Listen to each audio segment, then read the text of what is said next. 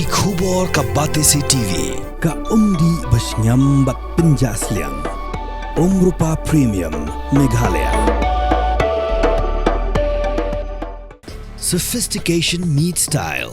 The stylish trendsetter Tata Curve SUV is in town. India's first coupe SUV is now in Shillong.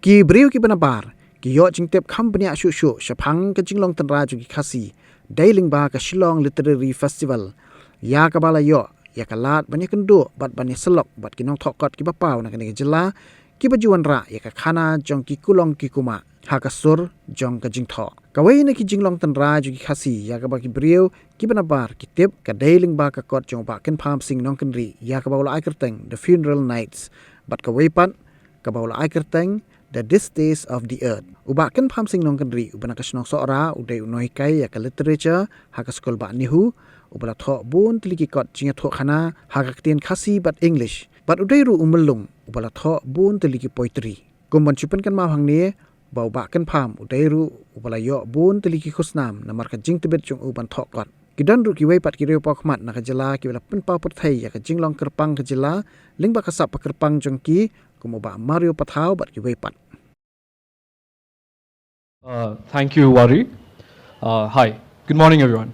Our first session this morning is a discussion that explores a tragic love story in the backdrop of the ancient world of Khasi chiefs, warriors, lovers, and queens, an exploration of greed and justice, and the fragile connection of humanity to the earth through a retelling of Manik Raitong and Leang Macau, blending in myth with contemporary questions.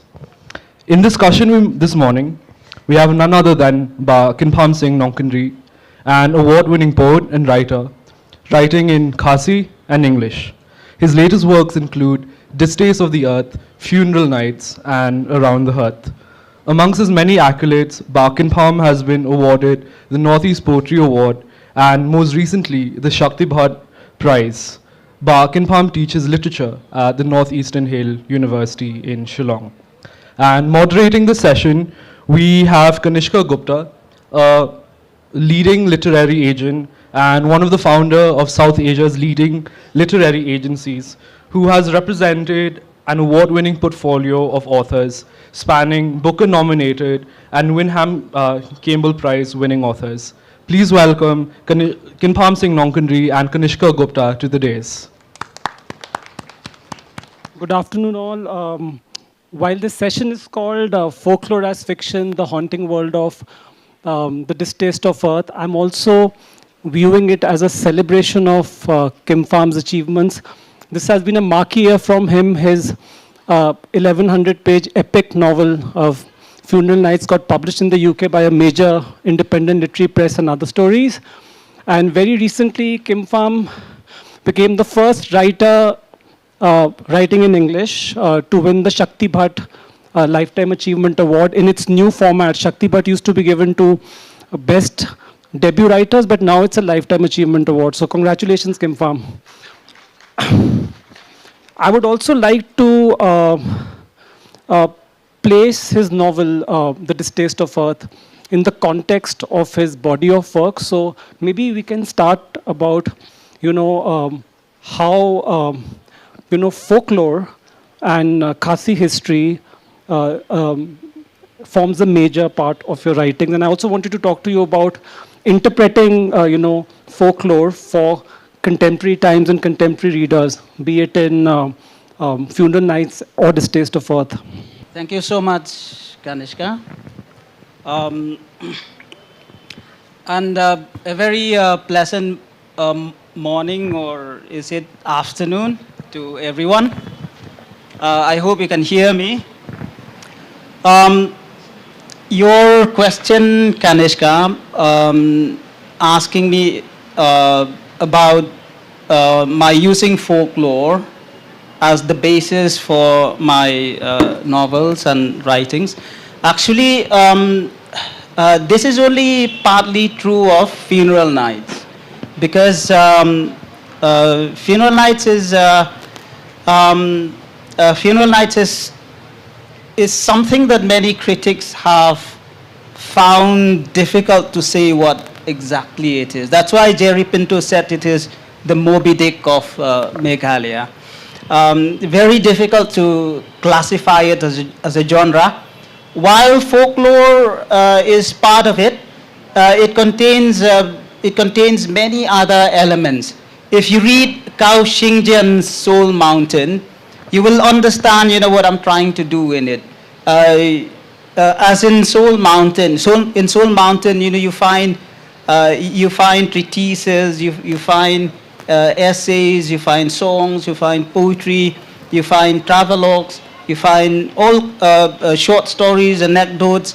All these things are also in Funeral Nights. And it is more rooted in the present. It is rooted in the past, certainly, but it is even more rooted in the present. But of course, you are right about the distaste of the earth. The distaste of the earth was inspired by the perennial love story between Manik Raitong, whom we call the Orpheus of the Khasis, and Leng Macau, the Mahade, loosely can be translated as the queen, although officially the king's mother is the queen in the Khasi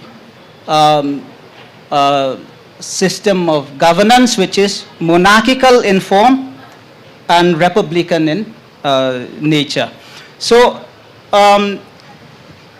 it is or was inspired by this love story.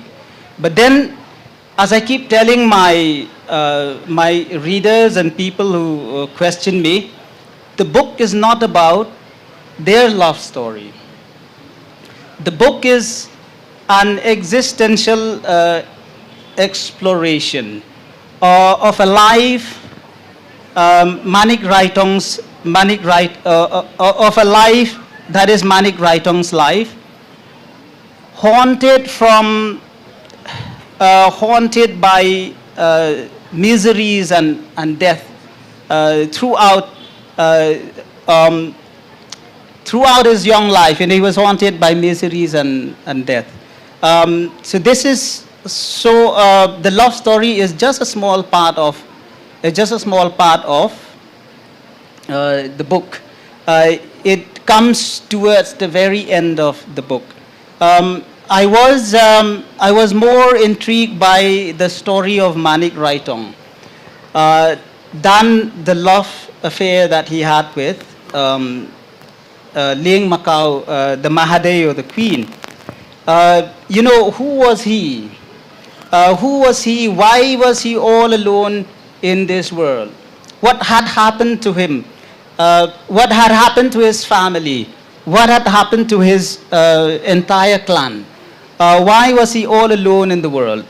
And then, what is it, that made him towards the end of his life behave like a pauper, going about in sackcloth and ashes?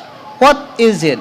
So it was then that I recreated this fictional world of kings and queens, princes and princesses, warriors and plunderers. Because I wanted to explore a life haunted by death and suffering throughout, a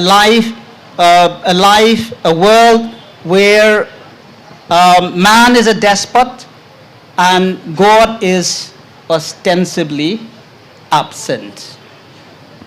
Has this story been fictionalized in books in Khasi or even in any English language book? This Manik Raitong story. Yeah, there have been stories written about it, retellings,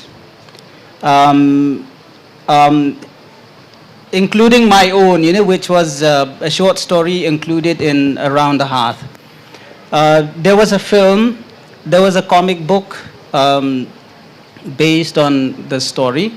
But it's all about, but they have always been about the love story between Manik Raitong and Liang Macau.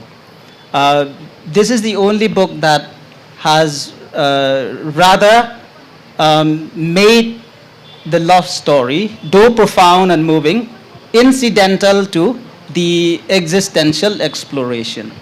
I wanted to talk about the pata or the local bar, which forms the heart and the crux of the book. In fact, this book can equally be called a book featuring conversations, and socialization around the pata. So I wanted to, and you also mentioned that this is a place which exists on the fringes of the society, which is outside the world of societal rules, clan rules, family obligations. So what is the relationship between, the external and the central in this novel and in the Khasi community too?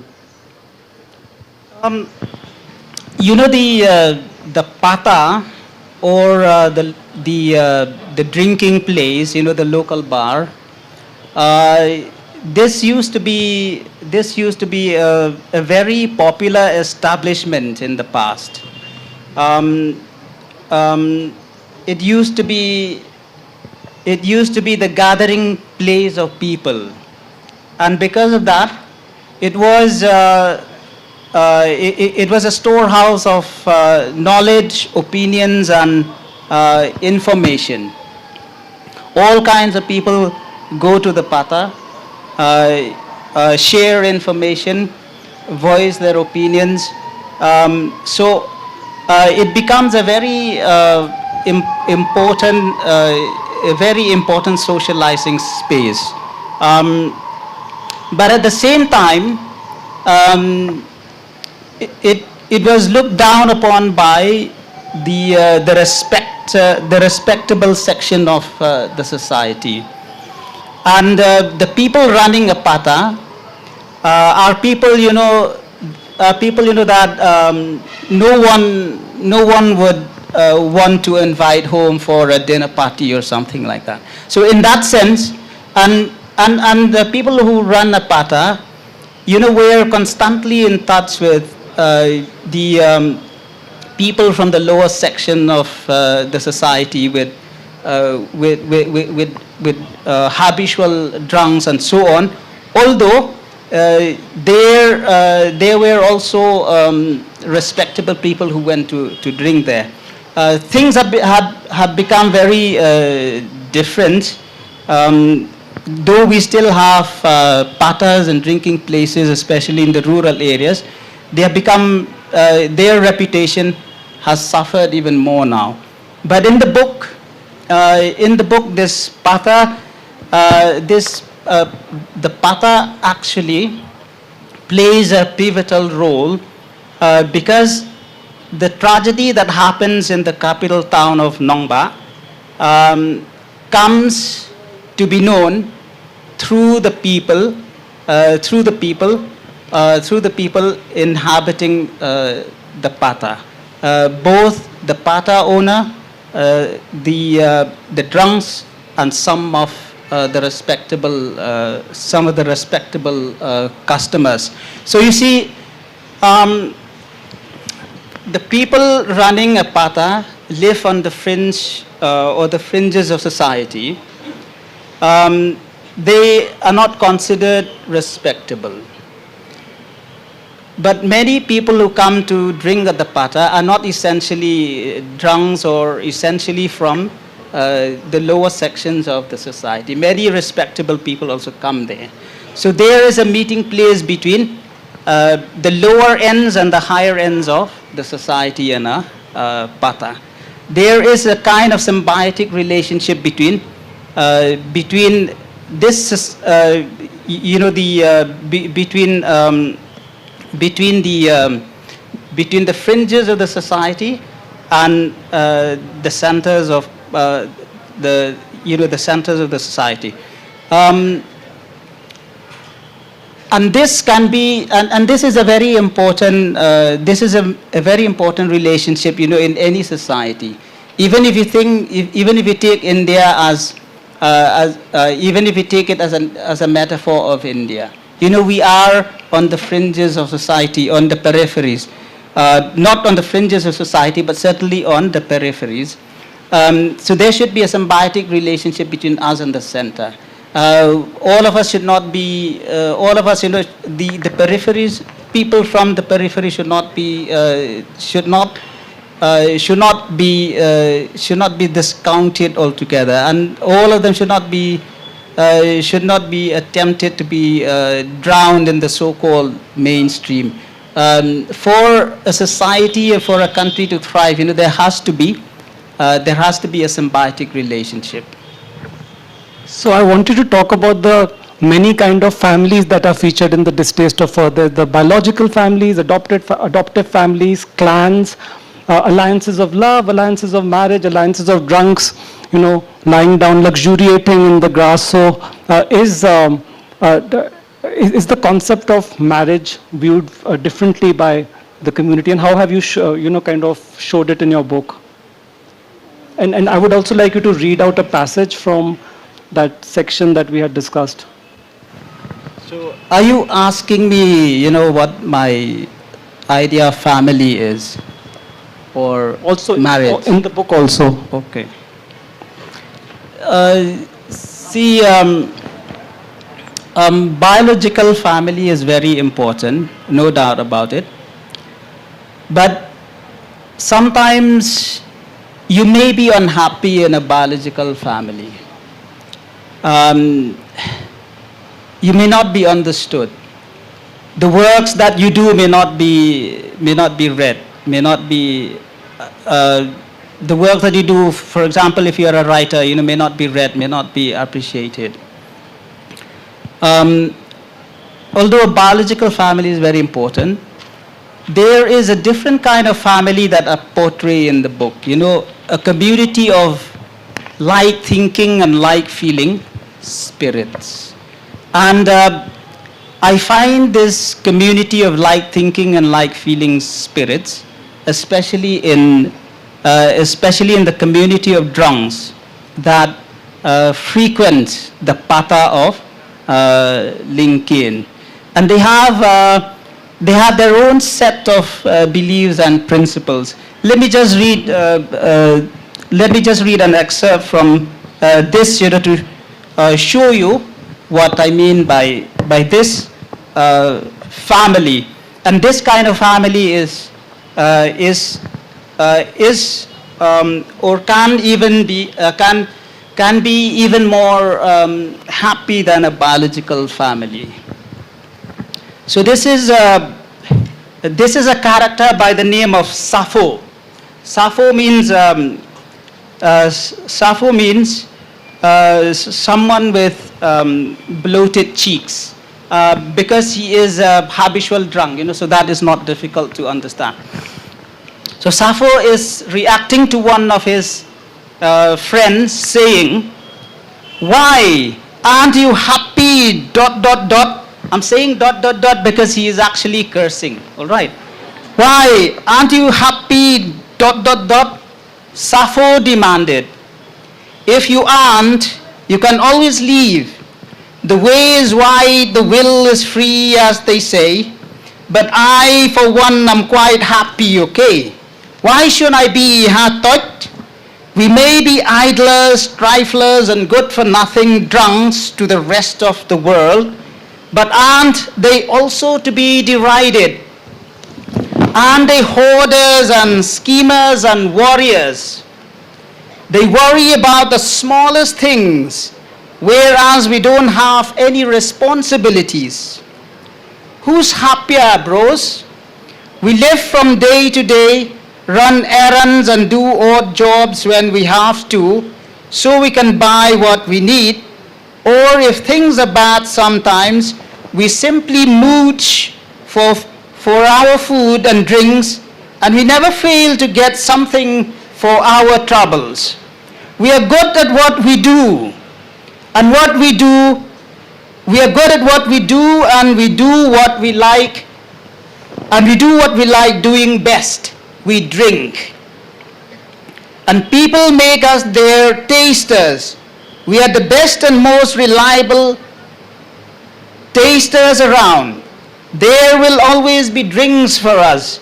People say we will sicken and die before our time. What is the meaning of die before our time? Who is dying before his time? Huh, bros?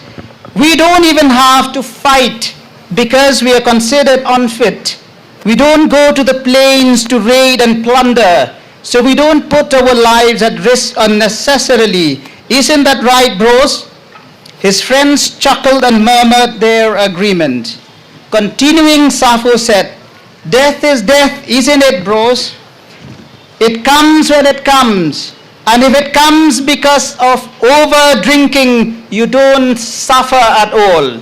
But if you die of one of those horrible illnesses, bampong, cancer, then you have had it. Oh, the pain, bros, the pain is terrible. I have seen it. But the point is that all this talk about us being good for nothing is just a matter of attitude. Can't you see, bros? It's just another way of life, different from ours. That's all. Why should we let them define our lives for us? Hatadong, bloody ass. That's exactly the point I was trying to make for when this idiot of a boy interrupted me. Lit finally chimed in.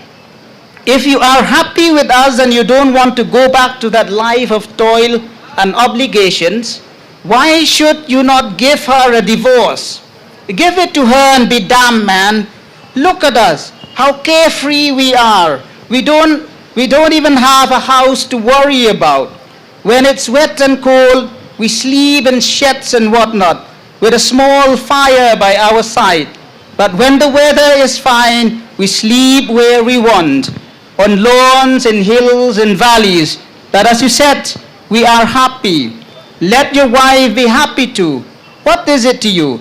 Give her the damn divorce, man. So this is just to show you that we have one kind of family which is very, very happy indeed.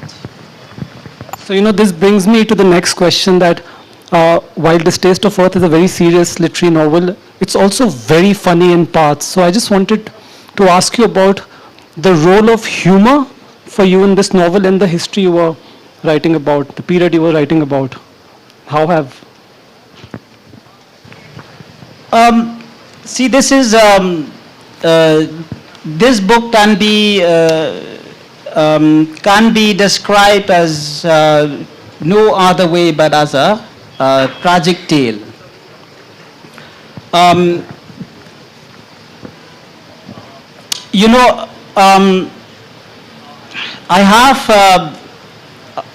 have a friend who is a writer and a scholar.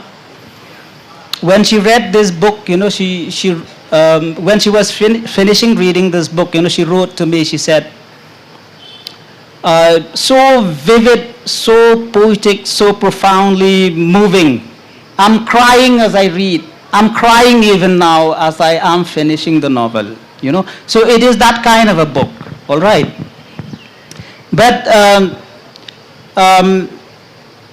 when I was writing the book, I remembered the words of John Dryden. He talked about the importance of comic relief in tragedy. So the role of humor here is partly to provide comic relief to the tragedy. But I cannot do that with the main protagonist. There is no chance of introducing humor into their lives because they are people who as I said, who are haunted by suffering and death throughout their lives. So, so the humor is confined to the minor characters, especially the drunks. And but this is not something forced. The humor among the minor characters, especially the drunks, this is not something forced. It is natural, inspired by people I have known. I have lived with drunks for for the most part of my life, you know, and many of them, many of them, you know, many of them were my best friends. Some have passed on, some are still there. They are a happy-go-lucky lot, very witty, very humorous, large-hearted, large-minded, and never judgmental. So so that's why, you know, you will find a lot of humor in the book, but it's mostly among the minor characters. You know, the story of Manik Raiton is part of the oral tradition, retold through oral narration, and I'm sure it must be very musical and rhythmic, but I see the same quality in your writing in this book. So how does music, orality, and oral tradition find its way into your writing? Is it because of you know, the fact that you write a lot of poetry too? Yeah, as I said before, you know, I have come across some retellings of the love story between Manik Raiton and Lieng Macau. But I never liked any of them. You know, forget about them being musical and choral. I never liked any of them because they were merely skeletons.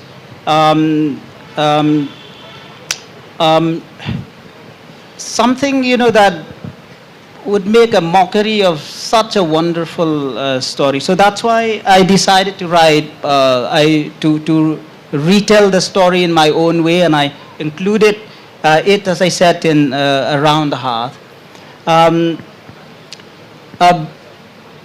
So you won't find, if you think that the stage of the earth is musical and choral,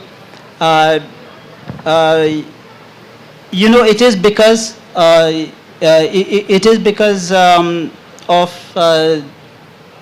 because of the poetry in me, I suppose, because I would like to consider myself as first and foremost a poet, and I'm never satisfied, you know, even when I write prose, I'm never satisfied unless I write the kind of prose that this friend of mine described as vivid and poetic and metaphorical. I wanted to talk to you about the second section of the novel, which will come as a big surprise to, you know, the readers, because it features fables told by animals on questions of morality and existence, and it's a very interesting seek from you know, the first section of the story. How did you think about this?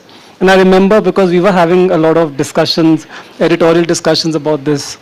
Yeah, so there is a section in the book, you know, a large section in the book, which is called Animal Stories. And the unique thing about this section is that it forms a book within a book. It can stand alone as a book. Even if you remove it, you know, you can publish it on its own. It's full of animal stories. And the animal stories are all tales of woe by the animals, tales of woe at the hands of man. It's a very anti-anthropocentric section. See, you know, you talked about the influence of folklore on my writings. You know, I always consider, I'll come to your question, I always consider our myths. I always say that in every one of our myths is embedded the wisdom of the race. And that every legend speaks with symbolic overtones. And when a writer, you know, you think about all the famous writers who have dealt with mythological and folkloric matters. You think of all of them, you know, why are they dealing with folklore? Why are they inspired by folklore? Because they are looking for this wisdom. They're looking for these symbolic overtones. They're looking at folklore as an overriding, an enduring metaphor. So this is what I'm doing in this particular section of the book, part 2 of the book.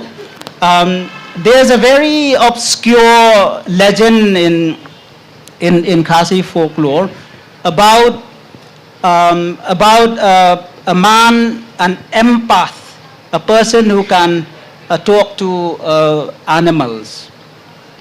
And so I made use of that legend because I find a metaphorical significance in it. I find it an anthropocentric meaning, and I made use of it in part two of the novel. And it is in part two of the novel that the protagonist received a kind of healing with the help not of man, not of God, but of the animals. If I have some time, maybe I'll just read a message, the last message by one of the animal characters. Let me have a look at this. It's a bit difficult, with the mic. Okay. Yeah. Please hold on. Hold on, please. Okay.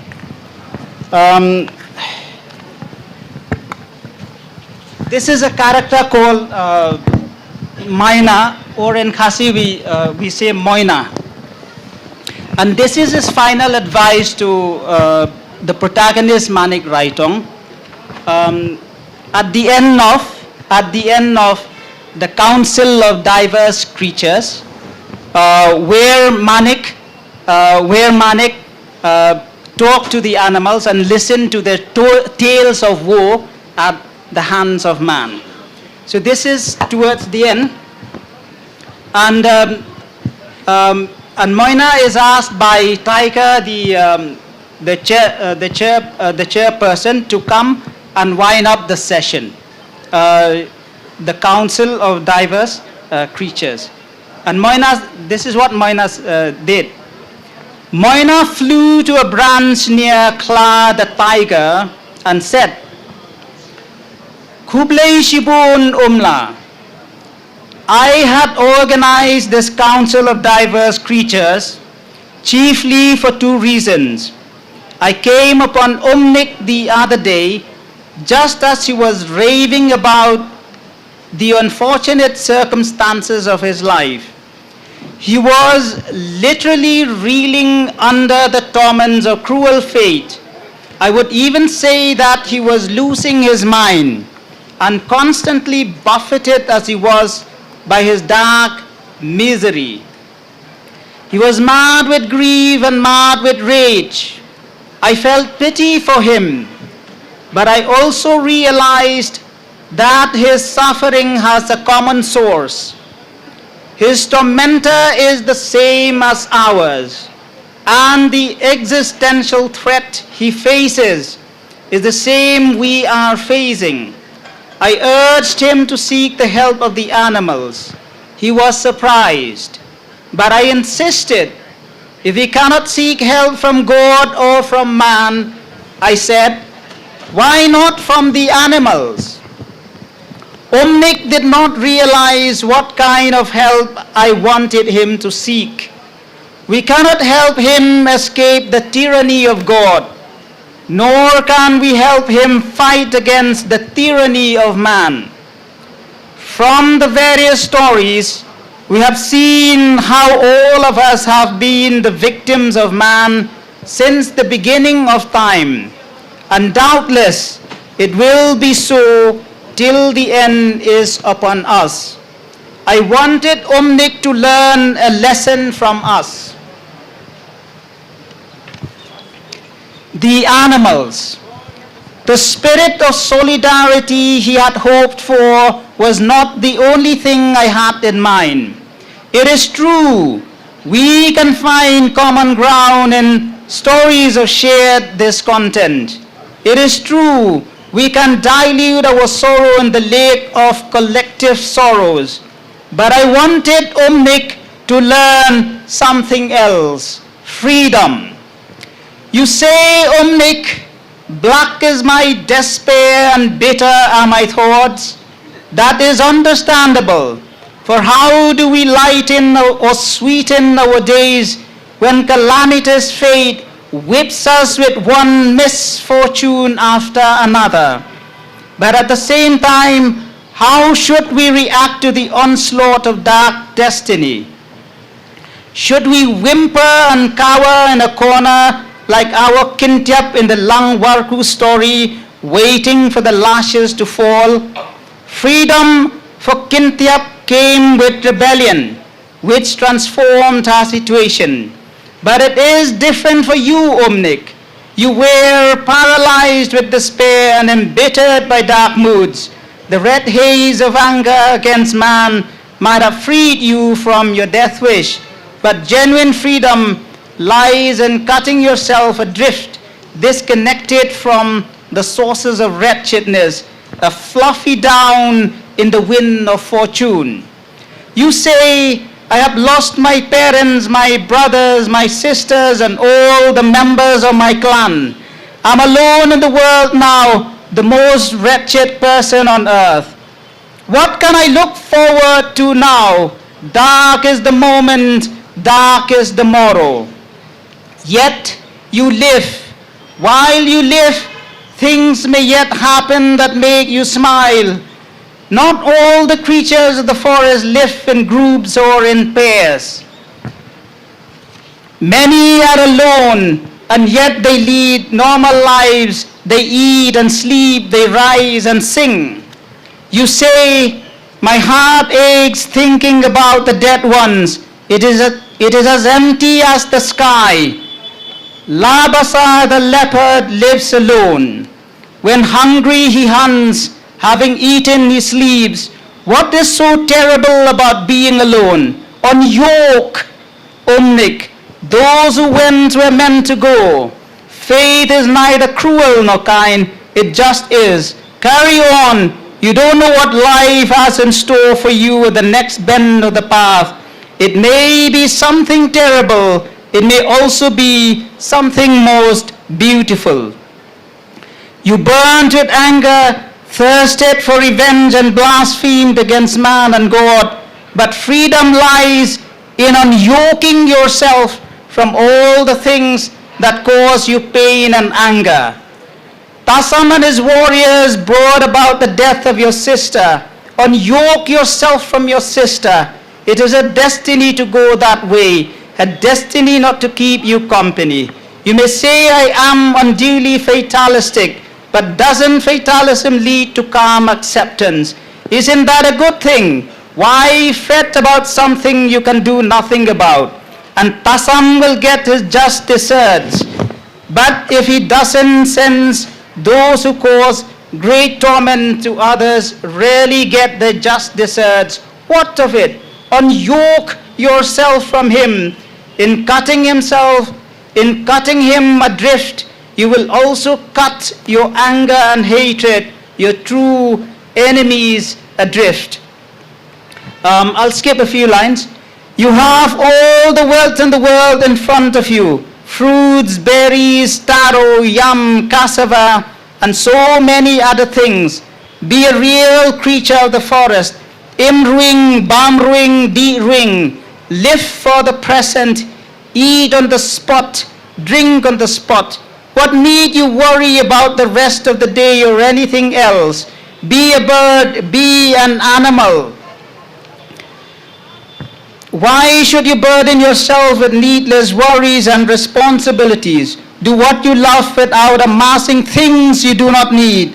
Have what you need, but why should you want more than you need? So it goes on like that. I wouldn't read the whole thing, but that gives you an idea about the healing process that the protagonist receives from his interaction with the animals in a dreamlike state. Thank you.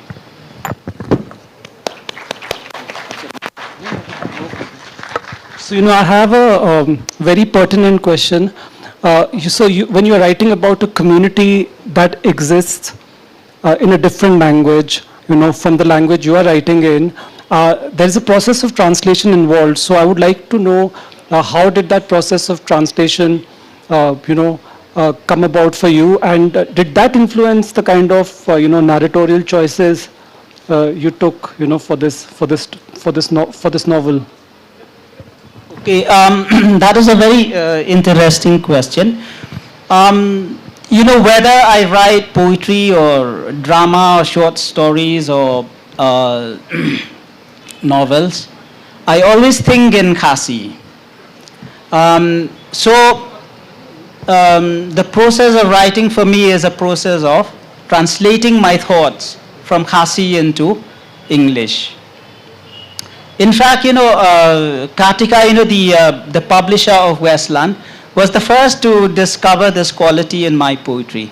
She said, I met her in Kovalam when she came to me, after reading my poetry, after hearing me reading my poetry, she came to me and she said, Kinfarm, I must publish your poetry. That was quite incredible for me. That's how I became a HarperCollins writer. At that time, she was the publisher of HarperCollins. She said, do you know why I want to publish your poetry? Because there's a uniqueness in your poetry, a unique storytelling voice in your poetry. But not only that, I feel when I listen to your poetry in English, I feel as if I'm listening to a work of translation. That's because I translate my thoughts from Khasi into English. And this process of translating my thoughts from Khasi into English does not influence my choices of subjects, but it certainly influences my style. So that's how it becomes. Even though I write in English, it becomes like a work of translation. It becomes the mark of my personal style. And also because you write in both the languages, how do you choose what to write in which language? And my second question is, do you think your Khasi and non-Khasi readers will approach your work differently and take away different experiences from it? See, actually I don't choose what to write in Khasi and what not to write in Khasi because of anything intrinsically literary, but because of practical reasons. In poetry, I write poetry in both Khasi and English. I write drama in both Khasi and English. I have published more drama in Khasi than in English. So whatever I write in Khasi, I write in English. But when it comes to fiction, I have to take a practical, sensible decision to write in English. Maybe later, I will write the same works of fiction in Khasi, but for now, I don't think I can do that. I mean, can you imagine me publishing a work like Funeral Nights in Khasi? Who would publish a book of 1,000 plus pages? Who would buy? Who would fund me for a work of this kind? I would be bankrupt by the book. I wanted to talk to you about what you feel about these major awards and publications that have come your way. As a writer who comes from represents a literary history that has been underrepresented, do you see it adding any value to your books, or do you feel that they are mere token gestures? What do you mean, the awards? Yeah, all the awards and also the UK publication. Okay.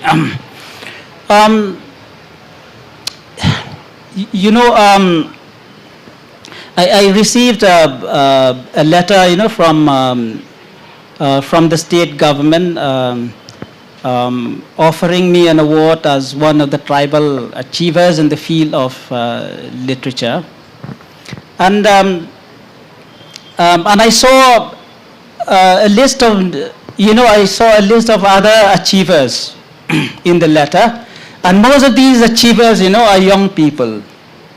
So I was thinking that if I accept this award, I would be the only awardee with a white, with a white head. So, these people have achieved so young. Does it mean that it has taken me so many years to achieve something that the state government is going to recognize? But that is not the case, actually. That is not the case. I received my first awards from the government of Tripura, the first Northeast Award, Poetry Award. Then the second award from the government of Madhya Pradesh, the Veer Shankar Shah, Raghunath Shah National Award for Tribal Literature. I was fairly young when I received these awards. So, in that sense, I had also achieved something when I was fairly young. It was only in the state, that I have been recognized so late. But I'm very thankful for this government because at least it has recognized that I have done something useful for Khasi literature. And it is not, and because of it, I'm not being recognized posthumously. I remember, He was convinced that he's not going to win any prizes. We had this conversation 2 years ago at the fest only. Yeah. I mean, the worst thing that could happen to an author is to be recognized posthumously. We have a national bard by the name of Kham. Now, we are giving holidays on his every year on his death anniversary.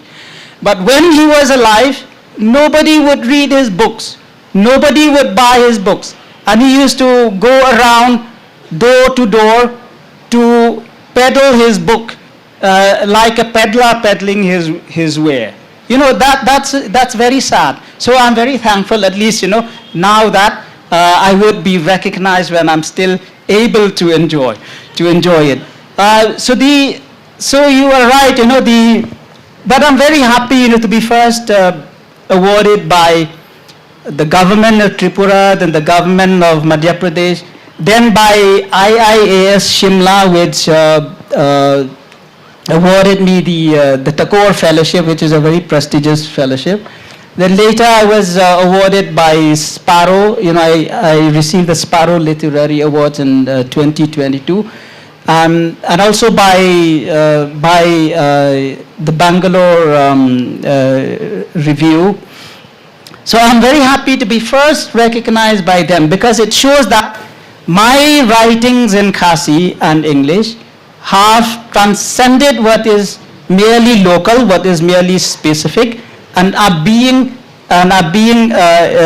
enjoyed and being enjoyed and valued by people from the rest of the country. Thank you. So Kimpham, can you tell us about your new projects, your next novel? Also maybe talk about the seminal anthology that you're working on that will be out next year. It will be launched at the Litfest in Nagaland. Yeah, recently, there was a feature in Hindustan Times, and it talks about how I write at a frenetic pace. I'm doing several things at once. I'm working on two anthologies. One is the anthology of short stories from the Northeast. This will be published by Penguin in February next year, and it will be released in a book fair in Nagaland. I'm also working on an anthology of poetry, then 2 books in Khasi. I'm also working on a collection of short stories in English and my new novel in English. That's because why am I doing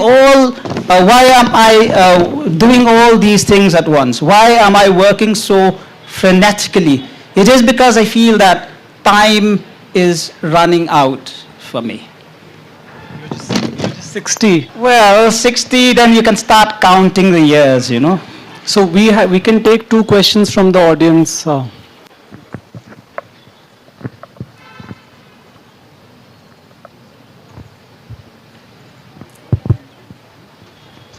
was good. Session was good.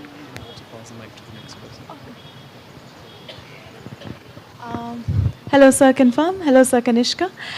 Sir Confirm, I've been a fan of your poetry collection, Yearning of Seeds. So, what I had observed, your narratives often aspire, in an extended sense, to bridge the Khasi folklore with the modern contemporary literary space. So, sir, how I would want to know, in your process of writing, how do you negotiate this interplay between the collective memory that you often use, because most of it's based on the folk tales and the folklores of the Khasi community. So how do you interplay between the collective memory embedded in these traditional stories and to your own personal individualistic style of writing, and how it is relevant, or how do you think it is relevant to the modern contemporary space of literature? Thank you. Thank you. You know, in one of the articles on Northeast poetry, I describe Northeast poetry as very rooted. It is rooted in the land. It is rooted in the people's culture. It is rooted in the past, and it is rooted in the times. So my own poetry is exactly like that. It is rooted in the past, in the land, in the people's culture, in the past and the times. And for me, the present is the most important thing. It is the most important thing because the present may be beautiful, but it is also very ugly. It is full of dilemmas and dangers of all kinds. If you read Funeral Nights, you know, I talk quite a lot about these dangers and dilemmas, not only faced by us as a community, but faced by the entire world. So I go back to the past. Looking for this relevant, abiding metaphor.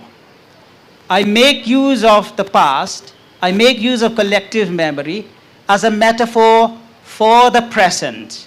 For instance, you know, in The Distaste of the Earth, I talk about the world of Manik Raitong, where man is a despot, where God is ostensibly absent. Now, this world is not only mythic and legendary, it is also very much contemporary. And I just draw your attention to what is happening in Gaza. You know, where is God for those people? You only see colonial tyranny, racism and fascism, unleashing the most horrible crimes known to humanity. So that's how, you know, the past becomes an abiding metaphor for the present for me. Thank you. We'll take one last question from Mary. Thanks, Kanish. Thank you, Ba, for that conversation, and thank you, Kanish, for gearing a very engaging conversations. I think so many perspectives presented there. I have many questions for you, Ba, but I'm just going to point it down to 2. I'm wondering what your thoughts are, because you talked about the underrepresentation, I think, Kanish, one of your questions, of language, our stories from this state and other platforms. What are your thoughts on the ecosystem of that creates writing and that sort of promotes or, you know, encourages writing outside of the academic spaces in the state, in the city? And a second question is, what are your thoughts on the ways in which folk is interpreted in children's literature to a point where I feel that maybe at some point we might actually forget all the layers and nuances of our folk into just very simplistic tellings for children. Can you share some of your thoughts on that? There are many questions there. Um, I have a personal ecosystem, that inspires me in my writings. You have to be, I believe, you have to be very unhappy. If I had been happy, I would not have written all those poems, all those stories, all these novels and dramas. I believe in that. If I had been happy, I would not have been so creative.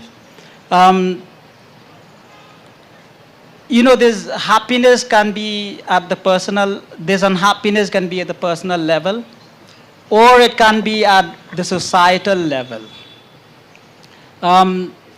For instance, why did I write the book that has been described as one of the best modern epics by a writer from India? Not my words, the words of a critic. Why? Because I was inspired by what's happening around me, by the present and what is happening around me. You look at life. You look at what's happening in society. For instance, there in the Khasi society, there is a huge divide between Khasi and Giantess. When we are one, there's a huge divide between the matrilineal and society and the people who want to turn the matrilineal society into patrilineal society. There's a big divide between based on religion. There's a big divide based on religion. There's a big divide based on communal identities, and these are very, very dangerous trends. They are very depressing trends, and they all inspired me, to take up these issues, to write about them. And there is also another kind of inspiration, the misrepresentation of my community by both outsiders and insiders. That also has been one of the sources of inspiration for me.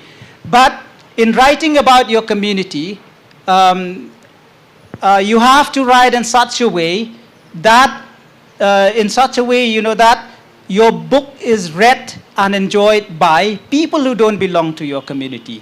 That's why I came up, with this idea of using stories upon stories to talk about my community. And that's how, through these stories, my book has transcended what is merely specific and local. And when it comes to simplifying folklore as children's literature, there is a great danger in that, because as I said, every legend speaks with symbolic overtones, and there is profound wisdom embedded in every myth. So when you turn, for example, when you turn the Khasi sacred myths, where we have some of the most profound religious philosophy, you turn that into children's stories. It makes a mockery of their sanctity. But yet at the same time, you can also think of these children's stories as the first step towards reacquainting the society with their own oral literature. In the past, especially during the time of the Welsh missionaries, we were discouraged from looking at our folklore, from knowing our folklore. We were discouraged to consider our myths and legends and songs and poetry we were discouraged to look at them, to read them, to listen to them as something pagan and irreligious. But things have changed dramatically now, and the younger generations, I'm very happy to say, are much more aware of their own literary heritage. Thank you. I think we've run out of time, but thank you, Kim Pham, for such profound and incisive and honest responses, and for that very powerful reading. Let's have a huge round of applause for him. Thank you, thank you. We'll also be having a small token of appreciation for our guests on the days.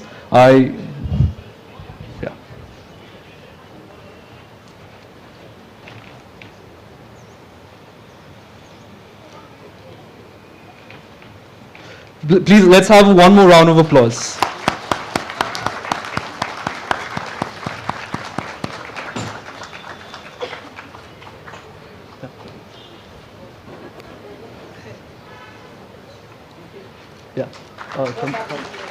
For our next session on the crafting of visual narrative, a dialogue with the illustrator, we welcome Mr. Mario Pathau in conversation with Mr. Kenneth Hankyo.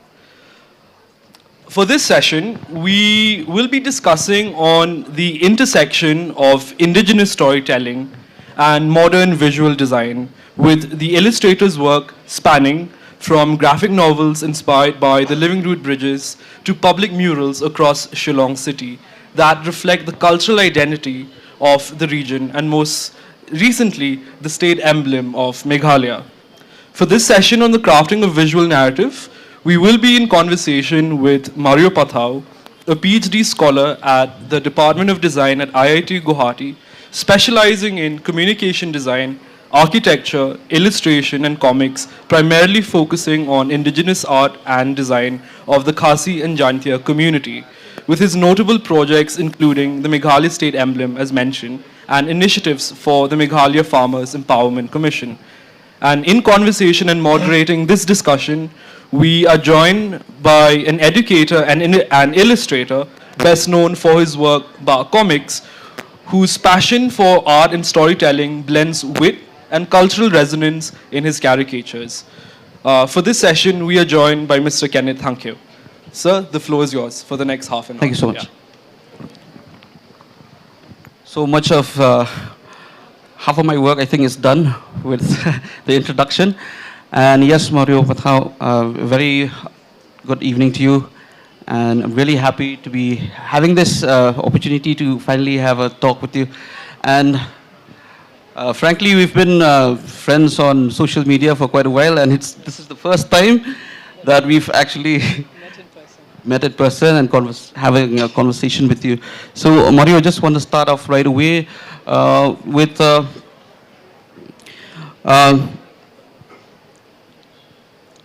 if you can tell us a little bit more about yourself and this journey so far and how this all came about, your inspirations, right from when you were, when you first started off drawing on blank papers and textbooks.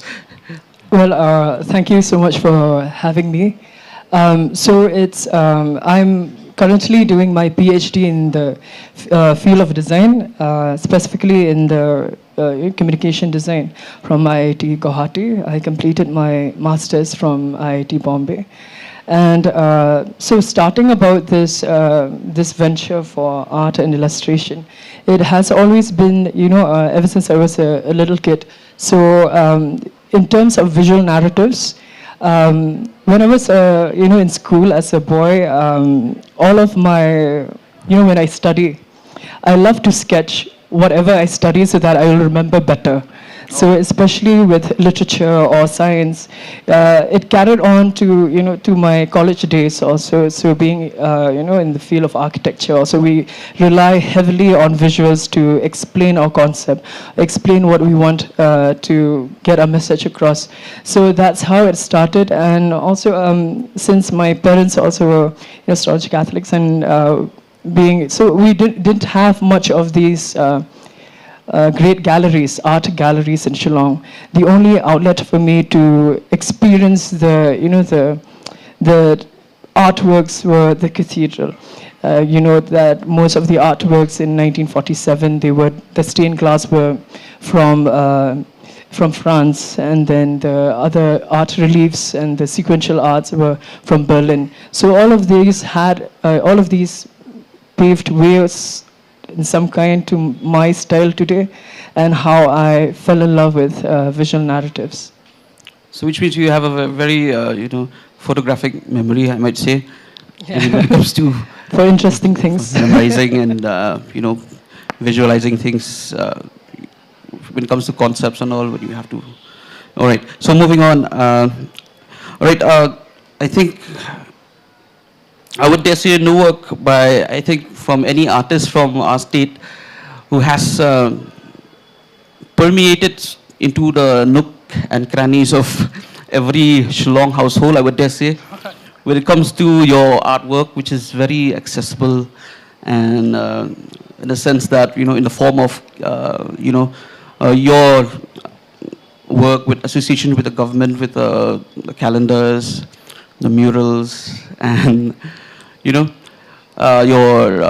accessories and the prints that you have made out. I think a lot of people are familiar just by looking at your paintings, and I think they could easily tell that this is Mario Pathao painting. So you have made it your signature look. But yes, looking at your paintings, I've seen that they're very,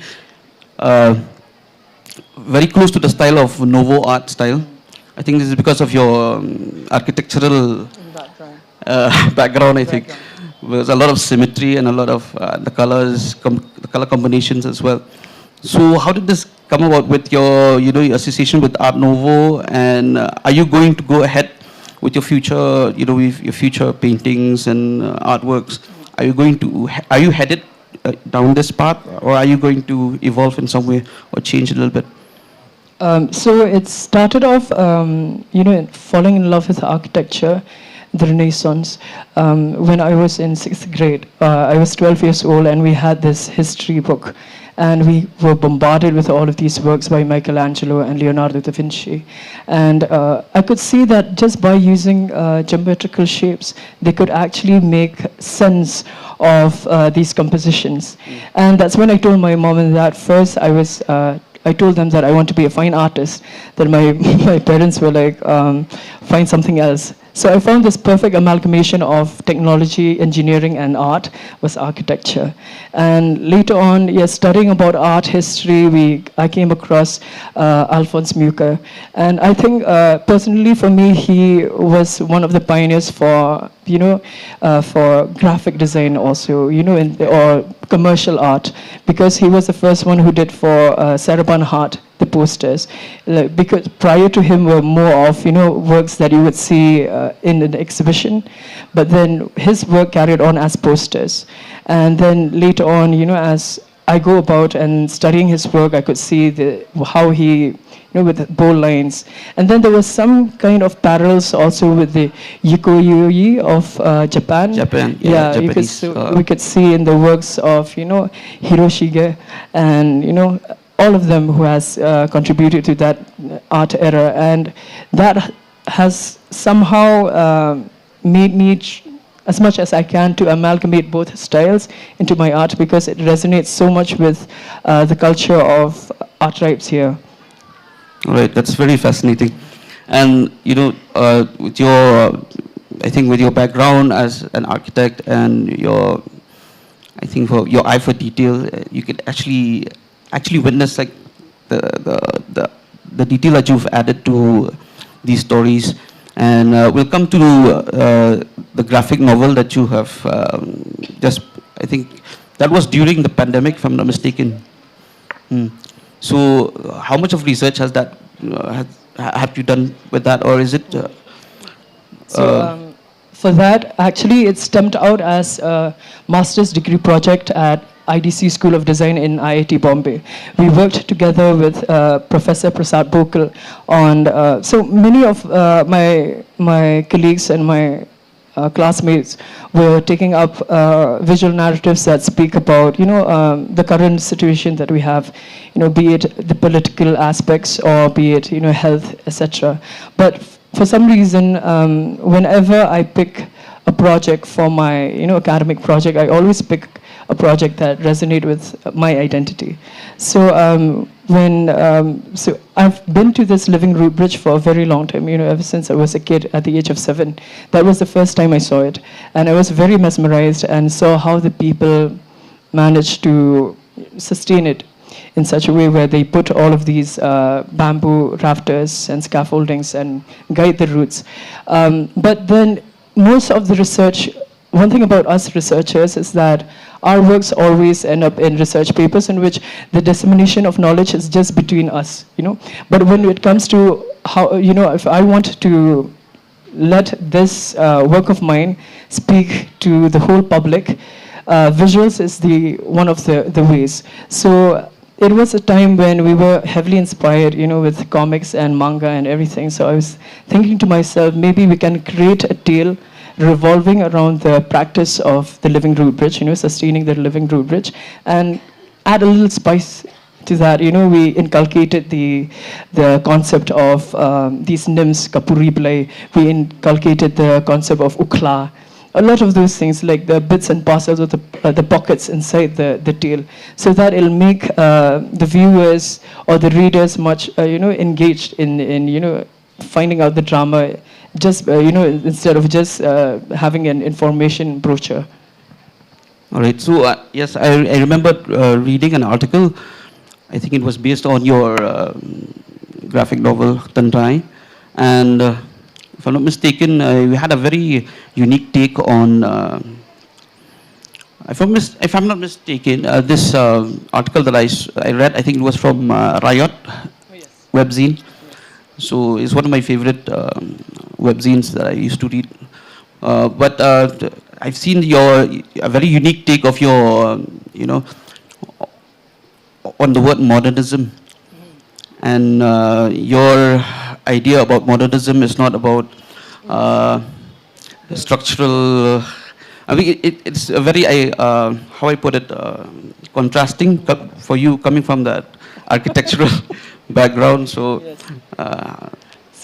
the tale is a kind of a conversation between a grandfather and a granddaughter. So it starts off with a conversation where this grandfather is teaching the granddaughter how to preserve the Living Root Bridge, and the granddaughter was like, why can't we just have steel bridges like we have in the cities? So that's when I took this quote from Gandhi, and it's like, nature is for everyone's need, not every man's greed. So that's stemmed out, as the narrative that follows for the whole entire book. There's a very refreshing take on, on modernism. Like for us, when we say, when we think about future cities, we think of flying cars and huge skyscrapers and whatnot. But it was really refreshing to read that. So, in your view, does the visual narrative deepen the experience of folk tales compared to reading or, hearing about these stories orally? What do you think?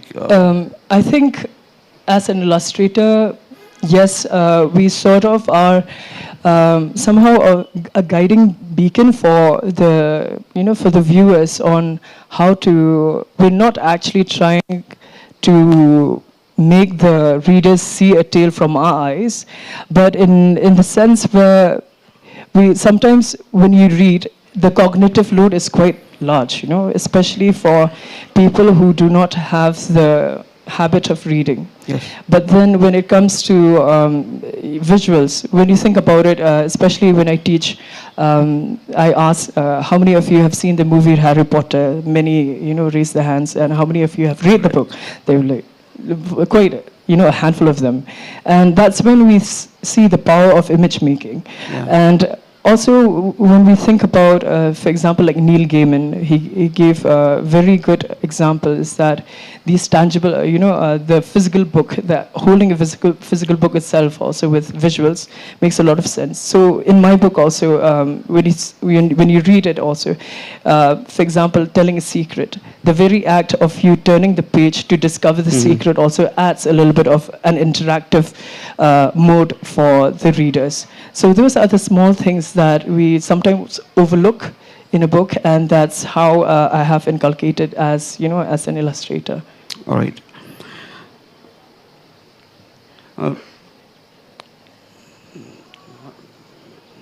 So regarding your other books, besides the graphic novel, you have also worked with some writers from Shillong, I think, based on the conservation of the Amur falcons, and Yes, then what was it about Kongthong. the Kongthong and Yes. yes. So how did that come about? Was it a project that you initiated, or or was it? Okay, this project was headed by Saramandala Foundation, and the project is known as the Forgotten Folklore Project. And they approached me, just right after COVID, so it was Lanu who approached me, and she was working on this, the concept of Kongthong. And Oswin, who is the writer, many of us, we always see Kongthong as the whistling village, but according to him, since he's done extensive research on Kongthong, he says that it's actually the tunes of Kongthong, not the whistles of Kongthong, because those are tunes, ka Jinglong Yao Bei. So in that aspect, when I worked with Oswin, so Lanu was asking me on how visually can you represent sound on paper. That's quite a challenging, if it's an animated film, it's quite easy, or if it's a movie, it's quite easy because there's the relationship between sound and image. But over here you have only text and image relationship. So over here what we've done is that we've borrowed this concept of how musicians use the notes, and using the same concept in illustration, we have made it the tunes to come out of the mouth with a little bit of musical notes to make sure that the readers understand that these are not just words, but these are actually tunes. So those are one of the challenges, but that's how we got the project going. All right. So I've read some of them. I think it's very. I think it's actually focused towards young kids. I think, yes, pushing them to level 2 and level 3. Yeah. So what about these books? Are they will they be recommended to schools or just? I think it's headed by Saramandala Foundation and the Forgotten Folklore. It's initially for the Aganwadis, and yes, so they've been going on, all of the rural areas, especially, for example, the ones that we've done Kongthong. They went to Kongthong and actually showed the kids over there about. How we have represented them in the picture books, or the Amur Falcons in Ribhoi, where we have these heroes, these 3 boys who wants to conserve the Amur and protecting them from sim, killing the birds with stones. So those are the things that we went to the village and they see themselves, they recognize themselves in the illustrations. I think even Bor, the bully, would have. There would be some bully in that village. Yes, Bor is the bully, actually. I think he would. There would be someone who would identify with that character, yes, and then in turn, while learning about it, so that's at the same time, it's like you're doing not just spreading education, at the same time with awareness. So when it comes to balance, how do you balance staying true to these traditional elements of folktales, bringing your own creative interpretation of the visuals? So I think you must have tweaked a little bit when it comes to your paintings as well for Lee Dokha and different Yes, are you getting the question? Yeah, I think in terms of folktales, especially with all the illustrations that we've done, I think one of my favorite subject was the story of Uklo Watkasngi, which is the story of the peacock and the sun. And I've been sketching this ever since I was in 8th grade.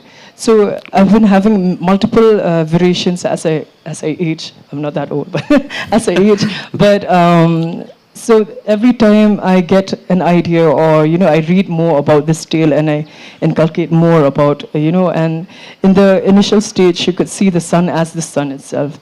But as we go, as I the one of the early the latest versions is that I have just made her the sun into a woman, because we personify the sun as Kamesi, the mother sun. So and as we go along, also, I tend to meet a lot of people who have worked on many tales. For example, I've met Francis Kongwar also, and he's worked on Kirwa, and it relates to Pasanteo.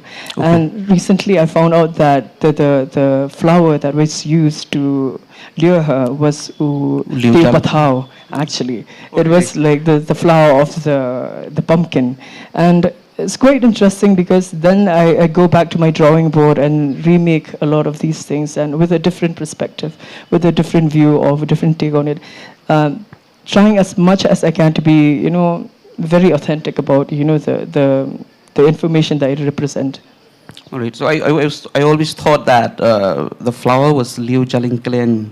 Yes, some of them they do, and some there's a lot of text actually about that.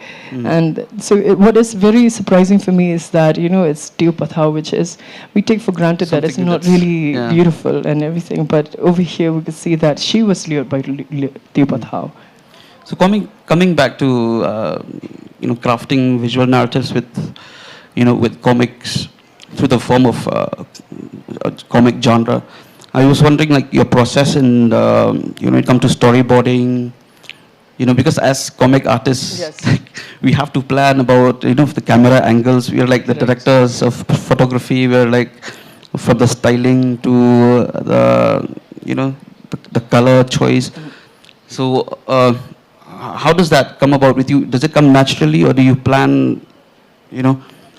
Because we, as artists, we have to think of the speech bubble as well. Correct. Yes. Yeah. And where do you leave a space for not to say anything? Like the picture will just speak for itself. So for me also, the story is very important. So we write it as one a report of the story, and then cherry pick a little bit of how we're going to simplify the text as much as possible. And we leave spaces so that the images will speak more than words. And there are so there's this idea of sequential art. So from one frame to another frame, there's, for example, there's one action here, and the next action can happen in the next frame. Me getting up and drinking the water. But what happens between these two frames plays in the minds of the people who actually do. So the brain actually fills in all of these information. So we also think about all of those things. If the frame is if the timeline between one frame to another frame is too long, also it takes away the main story from the people, and we don't want the people to find your story to be very hard to read, or it can be an easy read.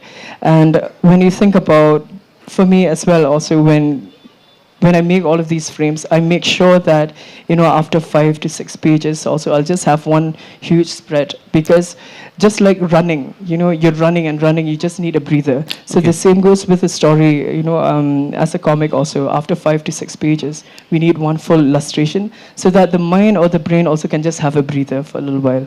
So all of these things, for example, also when you have a scene that is a fight scene, a scene that makes, that an uneasiness in the readers. So we have multiple frames happening, all, in different angles, etc., creating this, in the mind that it's something, with all of the edges, that something dangerous is happening, or something that is uneasy.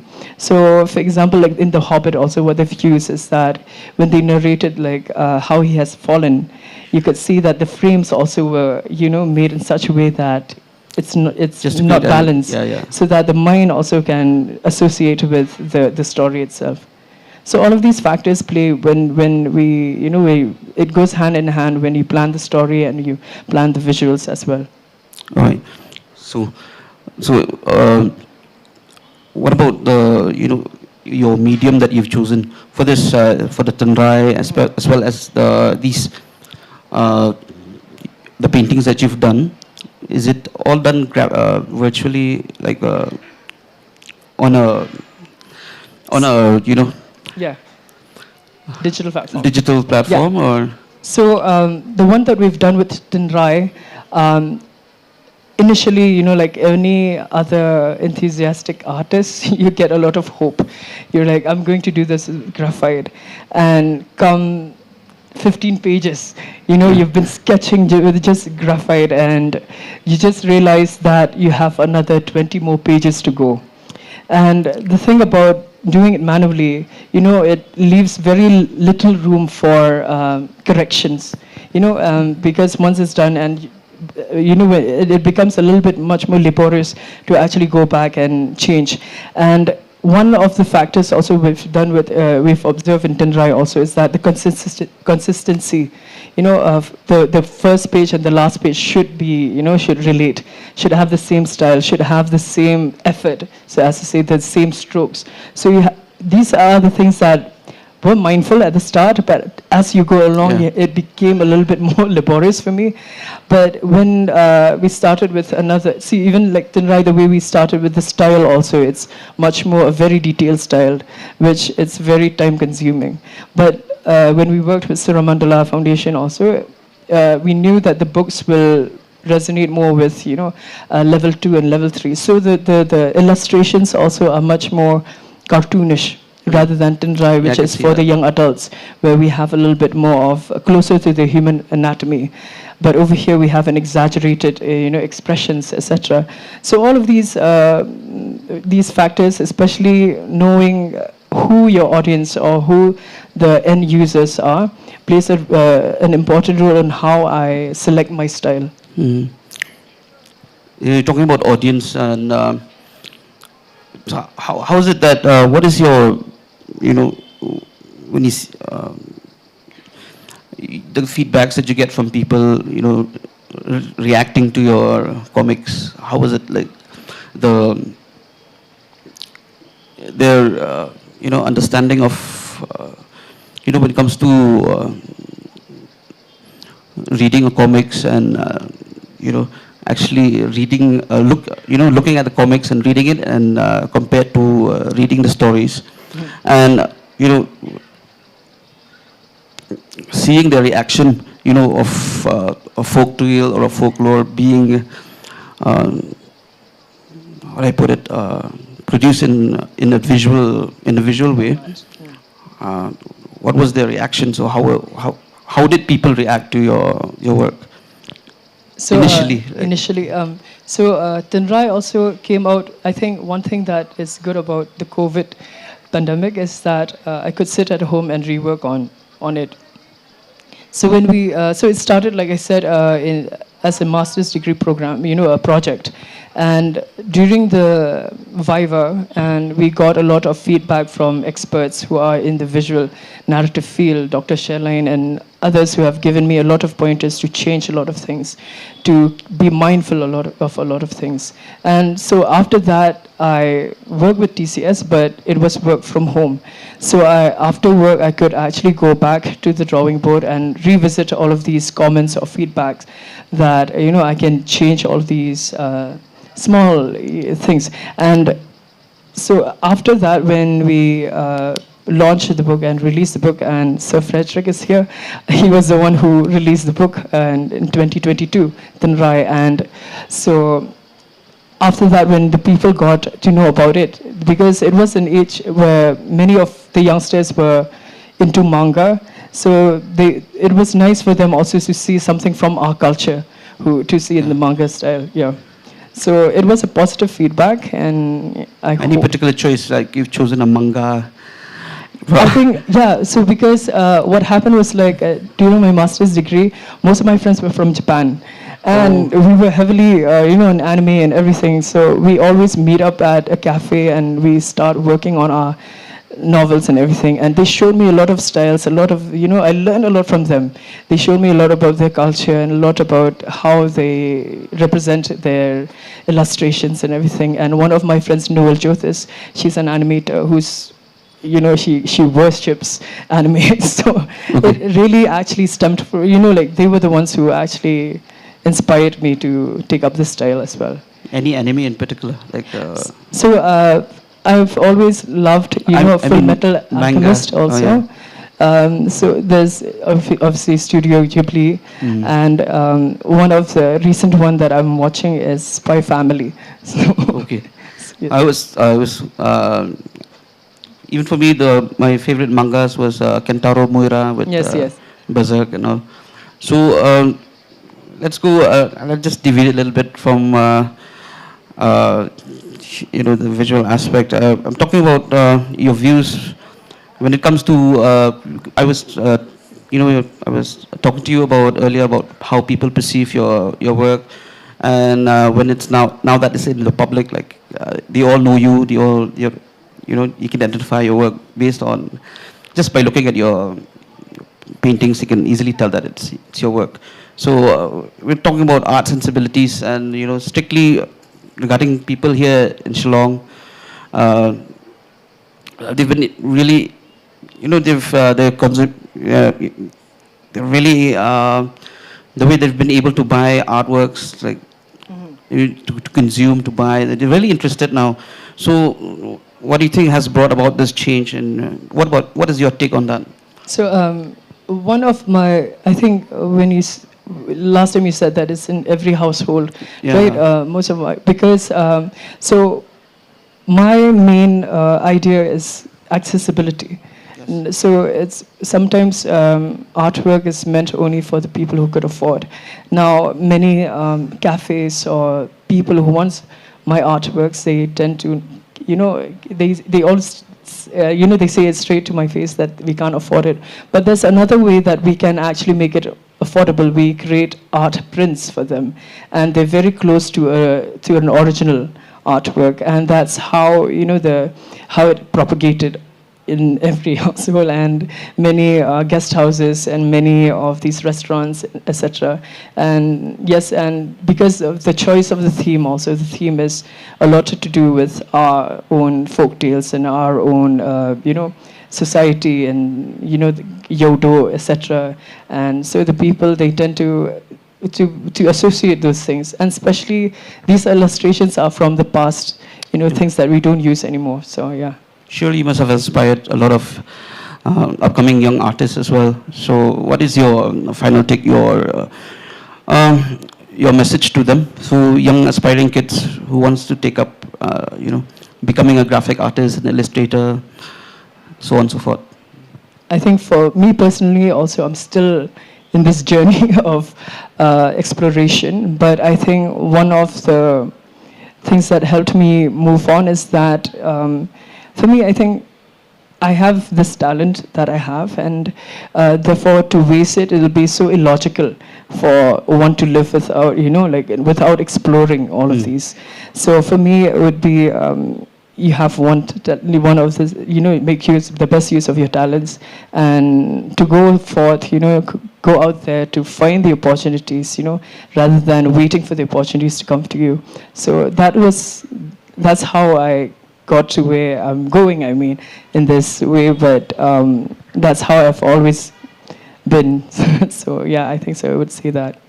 Okay, so thank you so much, Mario Patao, for that wonderful discussion, and wishing you the best for the future and for your future projects as well. Thank you so much. So thank you, everyone. Thank you so much to Mario and Kenneth. As we are running a little behind schedule, perhaps any questions from the audience can be directed at the book signing. Once again, a heartfelt thank you to the illustrators for gracing us with their art and engaging conversation. As a token of our appreciation, we present a small gift from the Shillong Literary Festival in recognition of their contributions. We once again especially thank Mario for his insights and sharing his journey drawn from the stained glass windows of the cathedral in Shillong, and especially how art serves as a means of accessibility, using visual storytelling to impart knowledge and connecting with others. Thank you so much once again.